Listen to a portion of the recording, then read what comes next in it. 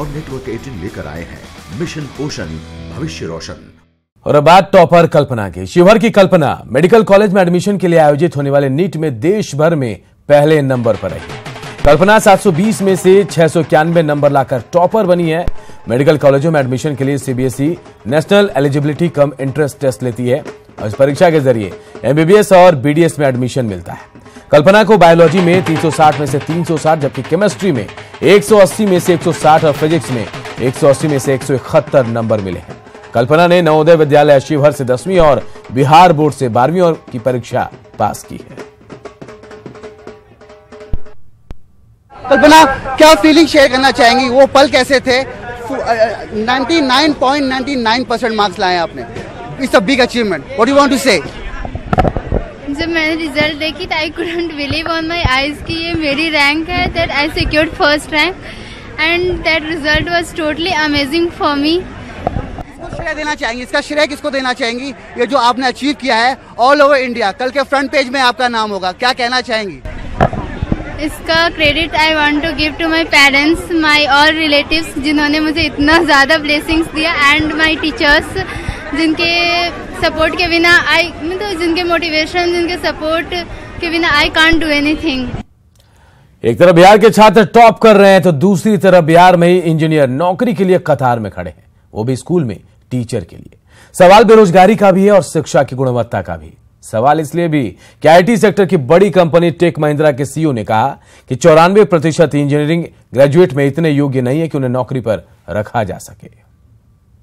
कड़ाके की धूप में इस लंबी कतार को देखिए। ये कतार बेरोजगारों की है जो नौकरी की चाहत में सहरसा के जिला शिक्षा पदाधिकारी के कार्यालय के बाहर खड़े हैं, इस उम्मीद में कि शायद 75 गेस्ट टीचर्स के लिए निकाले गए पदों में इनका भी नाम दर्ज हो जाए और इन पर से बेरोजगारी का धब्बा हट सके। और हैरानी की बात यह है कि इनमें ज्यादातर आवेदक बीटेक और एमटेक हैं। अभी तक जो विषयवार आया है कुल 60,000 आवेदन कर चुके हैं और उस 60,000 में जो है करीब 95% बीटेक वाले लोग जो हैं अप्लाई कर रहे हैं। बीटेक पास आउट हूँ, वैकेंसी के अभाव के कारण हम लोग टीचर में भरने आए हैं। क्यों? वैकेंसी का क्या अभाव था? ना राशन का जॉब दे रही है, वैकेंसी है ही नहीं, सरकार वैकेंसी दे ही नहीं रही है। उच्च शिक्षा वाले लोग भी यहाँ पर शिक्षक के लाइन में खड़े हैं। दरअसल ये भीड़ बेरोजगारी की एक बानगी भर है। अंदाजा लगाना मुश्किल नहीं कि 75 गेस्ट टीचर्स के पदों के लिए अब तक 7500 आवेदन आ चुके हैं। यहाँ ज्यादातर बीटेक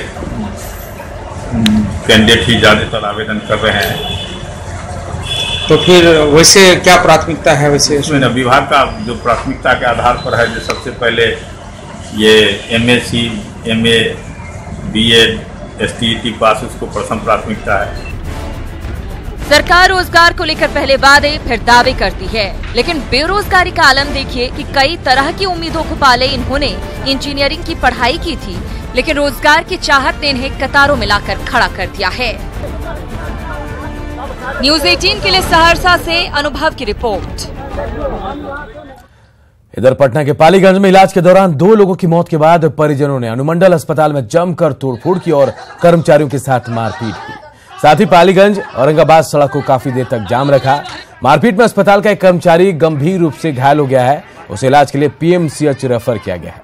अस्पताल में दीवार गिरने से जख्मी लोगों को इलाज के लिए लाया गया था। इनमें से 2 की मौत हो गई थी और इसके बाद लोगों ने हंगामा शुरू कर दिया।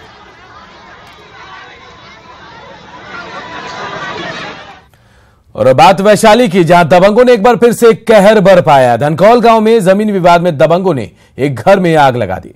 इसमें घर में रखे एलपीजी सिलेंडर में ब्लास्ट हो गया। इस दौरान काफी देर तक अफरा तफरी का माहौल बना रहा। दबंगों ने घर में पथराव भी किया और बाद में लाठी डंडे लहराते हुए वहां से फरार हो गए। इस मामले में 8 लोगों को आरोपी बनाया गया है।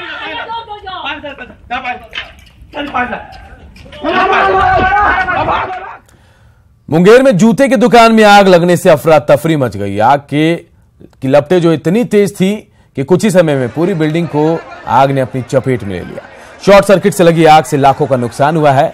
मौके पर पहुंची फायर ब्रिगेड की टीम को आग पर काबू पाने में खासी मशक्कत करनी पड़ी। करीब 3 घंटे की मशक्कत के बाद आग पर काबू पाया जा सका।